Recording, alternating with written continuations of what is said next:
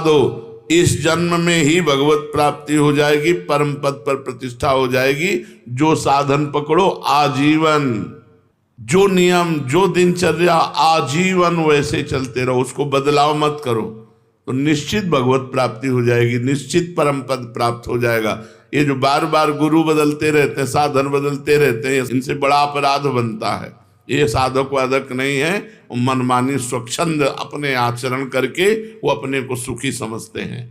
कहा जाता है कि साधना में व्यभिचार ना हो, तो ये व्यभिचार का तात्पर्य क्या है? साधना में व्यभिचार है अपने इष्ट को छोड़ करके, अपने गुरु को छोड़ करके दूसरे की तरफ लुभायमान होना, दूसरी प्रणाली स्वीकार कर लेना, दूसरी भजन प्रणाली स्वीकार कर लेना, यह साधना में व्यभिचार है। अपने इष्ट और गुरु में ही हमारी भजन प्रणाली जो है वही चले। जैसे अपने यहाँ है नाम मंत्र वाणी सेवा, यही जीवन है। व्रत नियम संयम ये सब कुछ नहीं, निरंतर नाम जप करो, मंत्र जप करो, वाणी जी का गायन करो और आठों पहर स्वामिनी जी की सेवा में रहो। यही हमारी दिनचर्या है। हमारा जो अंतिम लक्ष्य है वो श्री जी की सेवा है। आठों पहर स्वामिनी जी की दासी भाव से, सहचरी भाव से सेवा, तो अपनी प्रणाली में ही रहे, अन्य प्रणाली स्वीकार करना साधना में व्यभिचार है। विश्व में किसी भी उपासना का खंडन न करे और अपनी उपासना को सर्वश्रेष्ठ माने और अपनी उपासना को कभी बदले ना, ऐसा साधक अव्यभिचारी साधक कहा जाता है। और जो बार बार अपनी साधना को बदलता है वो व्यभिचारी साधक है, वो लक्ष्य को प्राप्त नहीं कर पाता। क्या साधना की जो हमें अनुभूति हो रही है उसे प्रकट करके किसी को बता देने में हानि होती है? अपनी साधना और साधना की सफलता कभी भी किसी से नहीं बतानी चाहिए, नहीं बाधा पड़ जाएगी, पक्का बाधा पड़ जाएगी। आपकी दिनचर्या क्या है और आपकी अनुभूति क्या है, मरते दम तक, जब तक भगवत साक्षात्कार न हो जाए तब तक न बताओ। भगवत साक्षात्कार हो गया फिर तो कोई घाटा पड़ने वाला है ही नहीं। साधन काल में साधक को अपनी साधना और साधना की अनुभूति कभी किसी को भी नहीं बतानी चाहिए। चाहे कितना कोई आत्मीय हो, घर का हो, प्रेमी हो, अपनी साधना की और अपने साधन की अनुभूति की बात कभी नहीं कहनी चाहिए। आप कै बजे उठते हो, आपकी क्या साधना है, क्या 6 बजे ठाकुर जी उठा देते हैं, उठ जाते हैं, जो करवा लेते हैं, उसको प्रकट नहीं करना कि हम पूरी दिनचर्या अपनी खोल के रख दी, उसकी अनुभूतियां खोल के रख दी, ठप हो जाएगी आपकी दिनचर्या, बाधित हो जाएगी, नहीं होगी। जैसी चल रही थी वैसे नहीं होगी। बिल्कुल ये 100% की बात है, इसमें 1% भी मिलावट नहीं। 100% ये हम खुद अनुभव करके देखा। अगर दया करके करुणा करके अपनी बात बता दी तो हमारी बात में फर्क पड़ गया, हमारी साधना में बाधा पड़ गई। तो साधना और उसकी अनुभूति ये दोनों तब तक छुपाता रहे जब तक भगवत साक्षात्कार ना हो जाए। बहुत संभाल कर गरीब के धन की तरह इसे गुप्त और सुरक्षित रखो। जीवन पर्यंत साधना का अभ्यास किया, मृत्युकालीन पर्यवसान क्या है, फिर क्या है? तो जो जीवन भर साधना करता है, मृत्यु काल में उसके पूरे जीवन का टोटल लगाकर भगवत स्मरण दे दिया जाता है। जैसे आप जीवन भर पाप किए हो, बीच में कुछ थोड़ा साधन पुण्य दान पुण्य, वो नहीं माना जाएगा, उसका भोग तुम भोगना, पर जीवन भर जो किया उसका टोटल लगा के भगवत विस्मरण तुम्हें करवाया जाएगा, क्योंकि तुम्हारी दुर्गति होगी। और जिसने भगवान नाम जप किया है तो उसको पूरे जीवन का आंकड़ा लगा करके कि इसमें अधिक क्या किया, तो बोले भजन, तो अंतिम समय भजन का स्मरण दो। तो जो भागवतिक अधिकारी हैं वो अंतिम समय उसको भगवत स्मरण दे देते हैं और उसको भगवत प्राप्ति हो जाती है। पूरे जीवन का आपका कार्य ही अंतिम परिणाम पर अवलंबित है। पूरे जीवन आप जो करते रहे वही अंतिम परिणाम में आपको चिंतन दिया जाएगा। वो अंतिम में आप चिंतन नहीं करते, वो दिया जाएगा। छा गया भगवत चिंतन, या भूल गए भगवान को, छा गया संसार का कोई चिंतन, ये पूरा टोटल तुम्हारे पूरे जीवन का टोटल होगा मृत्यु के समय। 1 सेकंड में पूरा आंकड़ा फिट कर दिया जाता है। कभी कभी इससे चूक हो गए, नहीं जीवन भर प्रयास किया भजन का, तो दे दो भगवत स्मरण। कभी भूल चूक से भगवत स्मरण कर लिया, नहीं जीवन भर पापाचरण किया, तो भगवान की स्मृति नहीं आएगी। वो ऐसे लक्षण वाले जो उसको योनि मिलनी है वैसे चिंतन उसका बनेगा। यदि प्राण जाने के 2 दिन पहले ही बेहोश हो गया है तो उसकी गति क्या होगी? 2 दिन पहले भजन किया और मरने के 2 दिन पहले ही बेहोश हो गया, अब उसकी गति क्या होगी? क्योंकि अंतिम समय तो उसे होश है नहीं। उस दशा में 2 दिन पहले जो अंतिम चिंतन हुआ था उसी का भावी गति होगी। 2 दिन बेहोश होने के पहले जो चिंतन हुआ था उसी से उसकी गति होगी, वही उसकी अंतिम चिंतन गति मानी जाएगी। इसीलिए हर समय नाम जप करो, पता नहीं कौन सी श्वास आखिरी हो।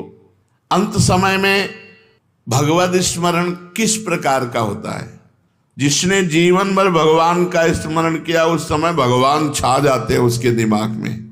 वो राधा राधा नहीं कहेगा, किशोरी जी छा जाएंगे उसके दिमाग में और उन्हीं के चिंतन में वो मरेगा। इसीलिए जीवन भर माला चला रहे हैं, जीवन भर भजन कर रहे हैं कि अंतिम समय हमारा बन जाए। तो अंतिम समय क्या होगा? हमारे इष्ट देव आकर के छा जाते हैं। श्री राधिका निकुंज मंडली तत्र तत्र हृदय में विराजताम। श्री स्वामिनी जो अपने परिकर के साथ प्रकाशित हो गई। इसका साधन क्या है कि अंतिम समय हमें भगवत स्मरण हो ही जाए। संपूर्ण जीवन निष्पाप और भगवत चिंतन परायण रहो। संपूर्ण जीवन निष्पाप, कोई पाप करने की चेष्टा ना करो और खूब नाम जप करो, तो अंतिम समय प्रिया प्रीतम तुम्हारे दिमाग में छा जाएंगे। संपूर्ण जीवन भजन में लगाए तो सांसारिक कार्य कैसे करें? जागतिक कार्य भी तो हैं, व्यापार है, नौकरी है, और भी सब कार्य है। आप कहते हो हर समय भजन करे तब अंतिम समय, तो कैसे संभव हो सकता है? स्वकर्मणा तमभ्यर्च भगवान ने आदेश किया। भगवान के आदेशानुसार आप चाहे जहां जो भी कार्य कर रहे हैं धर्मयुक्त, वो आपकी पूजा मानी जाएगी। आप ऑफिसर हो, आप जज हो, आप वकील हो, कुछ भी हो, आपका जो कर्म है वो निष्पाप होना चाहिए। वो धन के निमित्त से दोष को छुपा करके निर्दोषी को दंड दे दे, अपराध बन गया, पाप बन गया। आप अपने धर्म से चूक कर लिए, घूस लेकर के अपराधी को छोड़ दिया और निरपराध को दंड, आपसे पाप बन गया। व्यापार आप कम तौल रहे हैं, ज्यादा दाम ले रहे हैं, आपसे अपराध बन गया। नहीं तो स्वकर्मणा तमभ्यर्च, आपका स्वकर्म ही भगवान की पूजा बन जाएगी। किसानी, खेती, व्यापार जो भी आप कर रहे हैं, यदि धर्म पूर्वक करें और नाम जप करें तो और पूजा बने न बने, वो आपका कर्म ही पूजा बन गया और भगवान की प्राप्ति हो जाएगी। इस पूजन में सामग्री की आवश्यकता नहीं होती, सिर्फ धर्म की आवश्यकता होती है। मन का भाव ये होना चाहिए कि मैं जो कुछ कर रहा हूं वो सर्वव्यापी भगवान की सेवा कर रहा हूं। चाहे जो भी कार्य आपका है, जो भी नौकरी, पेशा, व्यापार जो भी है, वो भगवान की पूजा है। भगवान की पूजा में अधर्म का प्रवेश नहीं, अधर्म नहीं होना चाहिए। तमभ्यर्च स्वकर्मणा, आप जहां हो धर्म के अनुसार आचरण करो, सब बात बन जाएगी। अनंत ब्रह्मांडों का अधिकारी सबको देख रहा है, सबको देख रहा है। आज तुम कर लो मनमानी, पद मिला है, और जब वो तुम्हारे मनमानी का हिसाब करेगा तो फिर तुम झेल नहीं पाओगे, चाहे जो कोई हो, नहीं झेल पाओगे। बड़े बड़े को फैलते हुए देखा है। इसलिए स्वकर्मणा तमभ्यर्च, आपको जो पद मिला है, आपको जो सेवा मिली है, आपको जो अधिकार मिला है, वो भगवान की पूजा है। बहुत होश से करना, उसमें घूस लेना, अधर्म आचरण करना या गरीब को सताना, निर्दोष को सताना, ये बड़ा भारी पड़ेगा। दुखिया को न सताइए, दुखिया देगा रोए, और जब दुखिया के मुखिया सुने तब तेरी गति का होए। भगवान ने गीता जी में कहा है, अपने कर्म को ही पूजा मानो और नाम जप करो। कोई आपराधिक कानून के विरुद्ध आचरण आप मत करो, नहीं तो आज आप पदाधिकारी हो, जब आपका कर्म आपकी बुद्धि को भ्रष्ट करेगा तब आपका पद भी चला जाएगा, आप भी दुर्गति को प्राप्त होंगे। तो निरंतर भजन कैसे हो सकता है? अपने कर्म को भगवान की पूजा मान करके नाम जप करते हुए यदि हम जीवन व्यतीत करें तो भजन में जीवन ही माना जाता है। एक भक्त का सारा जीवन श्रद्धा भक्ति जप तप व्रत आदि से बीतता है, लेकिन उसे महारोग है, अंतिम समय में बहुत विपत्ति में मरा। ये क्या है परिणाम? एक भक्त है जो पूरे जीवन भजन करता है और उसको महारोग, असाध्य रोग और विचित्र प्रकार की विपत्तियां दे करके उसका अंतिम समय पूरा हो, भारी कष्ट देकर, ये क्या है? उसका अंतिम जन्म है। इसलिए अनेक जन्मों के कर्मों को थोड़ा थोड़ा करके एकत्रित करके उसको भोगवा कर उसका अंतिम जन्म होता है।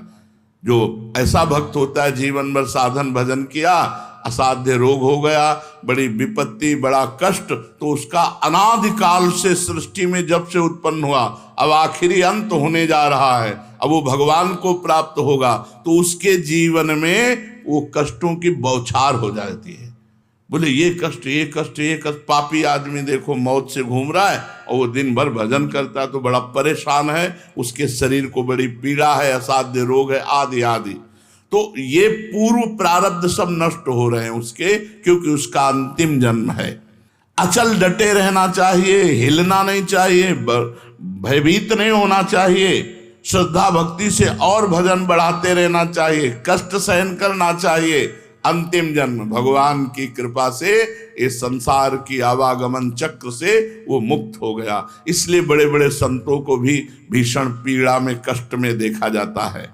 साधन मार्ग में ये बड़ी विभिन्नता देखी जाती है। ये क्यों? रुचि, समझ, चित्त वृत्ति का प्रवाह, अंतःकरण का मलिन होना अलग अलग। किसी की रुचि अलग है, थोड़ा भजन किया, थोड़ा प्रपंच किया। किसी का अंतःकरण मलिन है, किसी की समझ ठीक नहीं है, कोई तीनों गुणों के प्रभाव से प्रभावित रहता है, कोई पूर्व संस्कार से प्रभावित रहता है, कोई नवीन वातावरण से प्रभावित हो जाता। साधक वही है, ना अपनी रुचि, ना अपनी समझ, ना अंतःकरण का प्रभाव, न त्रिगुण का प्रभाव, न पूर्व संस्कार का प्रभाव, न वातावरण का प्रभाव। डट के भजन करे, सबको गिरा दे। ये महाभारत है। डट के भजन करे, इन सबको रौंद डाले। पूर्व संस्कार, प्रारब्ध, ये वो सब। भजन में अपार सामर्थ्य है। अगर थोड़ा बड़ा भजन करोगे तो आपकी रुचि आपको गिरा देगी, भोगों की तरफ है। आपकी समझ आपको गिरा देगी, आपका अंतःकरण मलिन वो आपको गिरा देगा, तीनों गुण आपको गिरा देंगे, पूर्व संस्कार गिरा देंगे। भजन डट के करो और भजन हट के करो। देखो अभी सब पूर्व संस्कार मिट जाएंगे, प्रारब्ध क्षीण हो जाएगा, रोग का प्रभाव नहीं पड़ेगा, समझ ठीक हो जाएगी, रुचि नाम में भगवान में हो जाएगी। तो हम एक शब्द में जानना चाहते हैं कि साधक हम कौन है? किसे कह सकते हैं कि ये साधक है?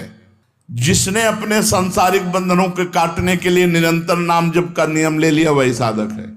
निरंतर नाम जप का नियम जिसने ले लिया वही साधक है।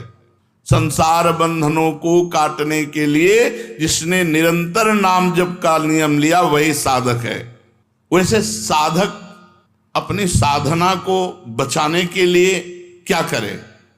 सत्संग, रोज सत्संग। इससे साधना बचेगी, बढ़ेगी और पचेगी भी। साधना जब नहीं पचती है तो भला फुलरा होता है, अपने साधन का अहंकार होता है, वो दिखाई देता है साधन का अहंकार। एक बार एक संत नाव में जा रहे थे तो एक तपस्वी योगी थे, सिद्धि प्राप्त थी, तो गंगा जी में खड़ाऊ पैर करके वो चलते हुए जब बीच में पहुंचे तो उनका, ए महात्मा यही भजन करते हो, नाव में बैठे हो? तो चुप बैठे थे। पार हुए, नाविक से कहा भैया कितने रुपया? बोले 2 रुपया। 2 रुपया। फिर उन महात्मा से कहा जिन गंगा जी को भगवान शंकर अपने मस्तक पर धारण करते हैं, तू अपने योग के प्रभाव से उन पर पादुका पहन के आया, सारी तेरी तपस्या नष्ट हो गई। जो 2 रुपये में काम बना, पूरे जीवन की तपस्या प्रदर्शन में तूने नष्ट कर दी, अब तेरे पास कुछ नहीं रह गया। विचार करना मेरी बात का। तो जब साधना का फुलरा होता है, अहंकार होता है, तो कुछ दिखावा करने का होता है, उसी में नष्ट हो जाता है। तो सत्संग साधन को बढ़ाता है और साधन को पचाता भी है। जो रोज सत्संग सुनते हैं तो ऐसी कई बातें आती हैं जिससे हमारे अहंकार पर चोट लगती है। अभी तो हम निरंतर नहीं जप पा रहे, अभी तो हम सहनशील नहीं, अभी तो हमारी विषयों में रुचि, उसे अपने दोष दिखाई देते हैं और गुण ढक जाते हैं, तो अहंकार नहीं होता। इसलिए साधना को बचाने के लिए रोज सत्संग होना चाहिए, भगवान नामों का नियम पूर्वक जप होना चाहिए, किसी भी प्राणी की निंदा अपराध नहीं होना चाहिए, किसी की भी निंदा न करे। अगर भजनानंदी किसी की निंदा करेगा तो उसका भजन क्षीण हो जाएगा, उसकी साधना निष्फल हो जाएगी। पर निंदा के किए ते आवत नहीं, कछुआत मूर्ख पर्वत पाप को ले चल अपने साथ। किसी को दुख नहीं पहुंचाना, किसी की निंदा नहीं करनी और अपने भाव को गुप्त रखना है। प्रारंभिक अवस्था में बस इतनी बात साधक पकड़ ले, सत्संग, नाम जप, किसी की निंदा नहीं करनी, सावधानी पूर्वक अपने भावों को गुप्त रखना है, इसी से बात बन जाएगी। जो सत्संग सुनो उसका मनन करो, आचरण में उतारो। शेष चर्चा आगे। श्री राधा।